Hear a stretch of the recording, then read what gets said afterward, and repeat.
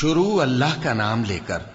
جو بڑا مہربان نہایت رحم والا ہے۔ آسمان کی قسم جس میں برج ہیں،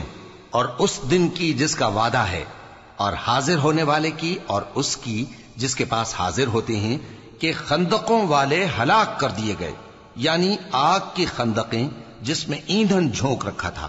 جبکہ وہ ان کے کناروں پر بیٹھے ہوئے تھے اور جو ظلم وہ اہل ایمان پر کر رہے تھے ان کا نظارہ کر رہے تھے، اور ان کو مومنوں کی یہی بات بری لگتی تھی کہ وہ اللہ پر ایمان لائے تھے جو غالب ہے، سب خوبیوں والا ہے، جس کی آسمانوں اور زمین میں بادشاہی ہے، اور اللہ ہر چیز سے واقف ہے۔ جن لوگوں نے مومن مردوں اور مومن عورتوں کو تکلیفیں دیں اور توبہ نہ کی، ان کو دوزخ کا اور عذاب بھی ہوگا اور جلنے کا عذاب بھی، اور جو لوگ ایمان لائے اور نیک کام کرتے رہے ان کے لیے باغات ہیں جن کے نیچے نہریں بہ رہی ہیں، یہی بڑی کامیابی ہے۔ بے شک تمہارے پروردگار کی پکڑ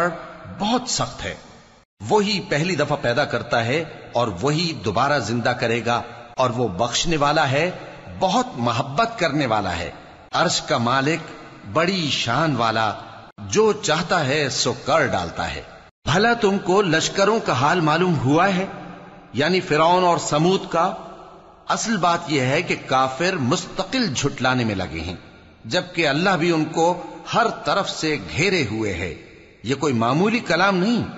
بلکہ یہ قرآن عظیم الشان ہے، لوح محفوظ میں لکھا ہوا۔